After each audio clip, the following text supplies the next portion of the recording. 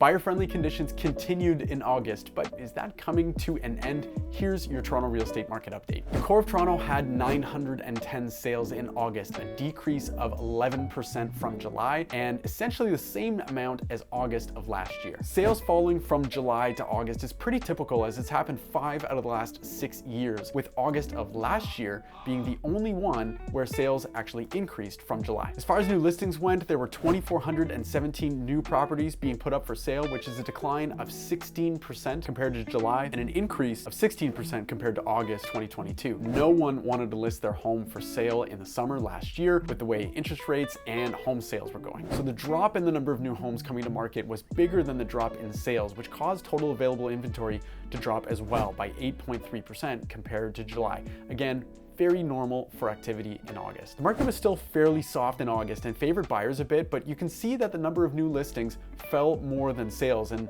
while total active inventory didn't quite reach the 11% decrease of sales, it fell enough that market conditions were slightly less favorable for buyers in August than in July. So the question is, will that trend continue in September, and will Toronto's core market start to lean more towards sellers again? More on that in the end. Much like last month, what happened in Scarborough, Etobicoke, and North York was very similar to the core, although sales were only down 3% compared to July and up 5% compared to August last year. New listings were down 12% from last month, and total active inventory declined by 8%.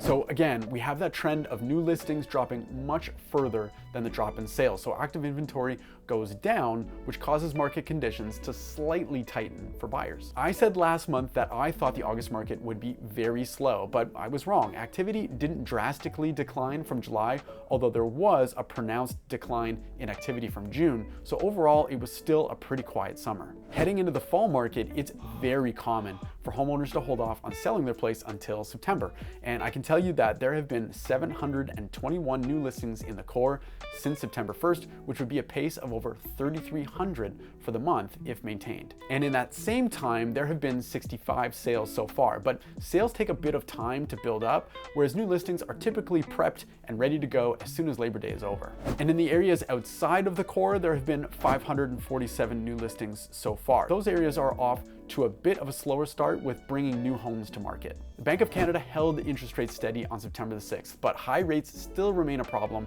for buyers and people who want to sell but are having a tough time stomaching going from a 3% or less mortgage on their current place to a likely higher mortgage amount on 5.65, 6.65% or higher. New listings are coming to market, but it will be the pace of sales that will determine whether September is a continuation of the summer or whether it's the start of a strong fall market. I'm Jamie Harnish, Toronto Real Estate Navigator with Bosley Real Estate. I want to thank you so much for your time. I appreciate you watching. If you're catching this on YouTube, it would mean the world to me if you would like this video, if you would hit the subscribe button so that you make sure that you don't miss any upcoming content.